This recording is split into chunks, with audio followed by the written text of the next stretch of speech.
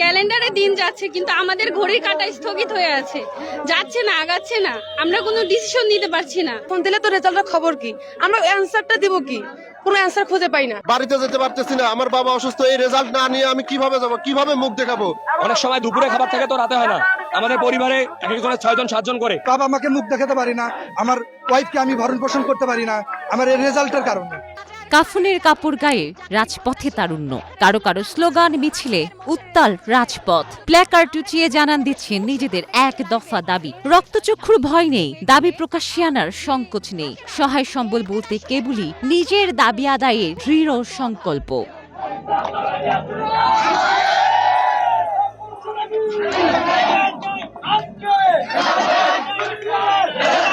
2018 সালে নিয়োগের জটে ঝুলছে চাকরি নামক সোনার হরিণ, তার উপর আদালতের স্থগিতাদেশ যেন মরার উপর খাড়ার ঘা। 6 বছর পার হবার পরও নিয়োগ না পাওয়ার আক্ষেপ, হতাশা দূরে রেখে কেবল এই একবার লড়াই করে দেখতে চান শেষটা। তাই সঙ্গে বয়ে বেড়াচ্ছেন মৃত্যুর সরঞ্জাম। খুলবে কি কাঁটাতারে ঝুলতে থাকা হাজার হাজার তরুণের ভাগ্য? আসলে ফ্যামিলিতে তো অনেক ধরনের প্রবলেম আছে, তারপরও আমার বেবিটাকে আমি ঠিকভাবেই করতে পারতেছি না। এখন আমাদের সবকিছুর মাঝখানে মানে এক দফা এক দাবি যে আমরা আসলে রেজাল্ট আজকেই চাচ্ছি।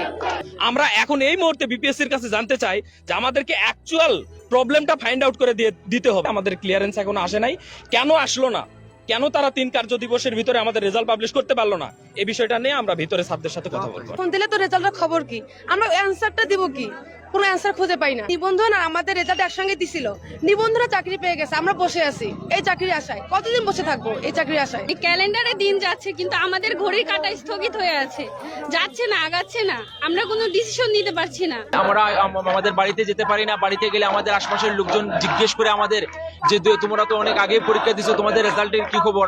আমার একটা 4 মাসের বেবি আছে, আমি আজকে বেকার, আমি এই রেজাল্টের জন্য আমি বসে আছি।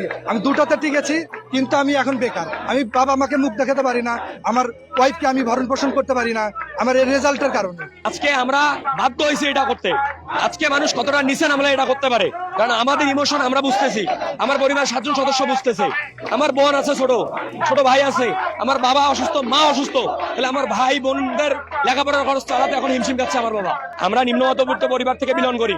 আমাদের যদি অনেক সময় দুপুরে খাবার থাকে তো রাতে হয় না। আমাদের পরিবারে এক একজনের 6 জন 7 জন করে। হয় রেজাল্ট দেন নয়তো লাশ নেন, আমরা লাশ হতে প্রস্তুত। হয় রেজাল্ট দেন নাহলে লাশ নেন। আমরা রেজাল্ট ছাড়া এখানে পিএসসি ভবন ছাড়বো না। যদি এখানে আমাদের না খেয়ে আমার অনশন মরণ হয়, না খেয়ে 3 দিন 4 দিন 1 মাস আমরা না খেয়ে থাকবো। বাড়িতে যেতে পারতেছি না, আমার বাবা অসুস্থ, এই রেজাল্ট না নিয়ে আমি কিভাবে যাব, কিভাবে মুখ দেখাবো? আমরা আজকে প্রতি পদে পদে অপমানিত। কিভাবে বলবো আমার বাবা আমার মাকে, কিভাবে জবাব দিব আমার ফ্যামিলির পরিবারকে? কিছুই বুঝতেছি না। আমরা এখন আজকে দিশেহারা। আজ যদি রেজাল্ট না হয় আমরা এই পিএসসির মাঠ ছাড়বো না, ইনশাআল্লাহ ছাড়বো না। সকাল 11টা থেকে বাংলাদেশ সরকারি কর্ম কমিশনের সামনে এক দফা দাবিতে অনশন ও আমরণ কর্মসূচি পালন করে হাজার হাজার চাকরি প্রত্যাশী। দিনভর বিক্ষোভ শেষে আইন উপদেষ্টা ডক্টর আসিফ নজরুলের কার্যালয়ের দিকে যাত্রা শুরু করে তারা।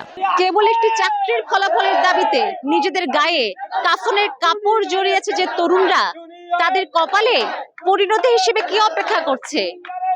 তাদের মরদেহ নাকি চাকরি? তার উত্তর দেবে সময়। মৌসুমী মো, প্রবাস খবর।